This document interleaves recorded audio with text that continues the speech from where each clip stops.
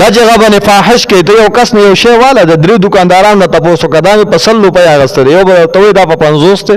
بل به ورته دا په 30 ده بل ورته دا په 70 ده بل به دا په 80 ده د 100 روپو به دا چا سره ومني دته په شریعت کې غبن فاحش ویل کېږي دا مې درته په مثال کې د غبن فاحش تعریف هم وکړو غبن فاحش د ویل کېږي چې چانه یو شی والی او ګران درکې دونه ګران درکې چې کم از کم د درو دکاندارانو نه تاسو کې ته ددنه ما سوا او د هغه درو دکاندارانو ریټ ددنه کمی د کس غبن فاحش کړي دا حرام دي کدی باید ته پته ولګي چې دا شیز په ما باندې په غبن فاحش هر څه دی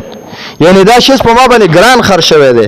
نو دته دا حق حاصل دی چې دا خپل دا بیع فسخ کی یعنی دا شیز دکاندار په واپس ویسي شریعت ورته وای دا ولا ورک خپل پیسې ته والا فسخ دې ته ویل کی